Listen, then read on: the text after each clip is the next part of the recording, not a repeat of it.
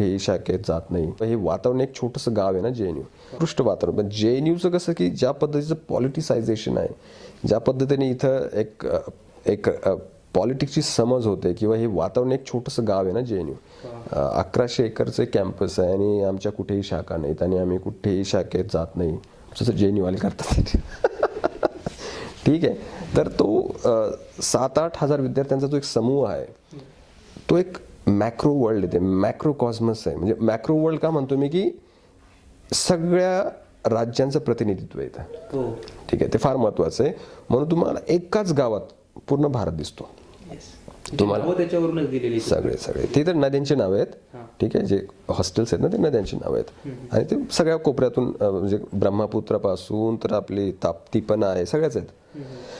गोदावरी आहे, कृष्णा, कोयना, सगळ्याच आहेत इथं जवळपास. ठीक आहे. पण त्यातल्या त्यात जे विद्यार्थी येत असतात, ती आमची सुरुवातीची जी ॲडमिशन पॉलिसी फार प्रोग्रेसिव्ह होती, ह्या लोकांनी तोडली ती.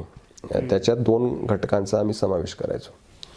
एक क्वार्टाईल सिस्टम म्हणायचो, की जे मागासलेले रिजन्स आहेत भारतातले, त्यांना एक विशेष डेप्रिवेशन पॉईंट्स दिले जायचे, म्हणजे अतिरिक्त मार्क्स दिले जायचे प्रवेश परीक्षेत, की आणि त्यांना कोटा पण असायचा एक प्रकारे.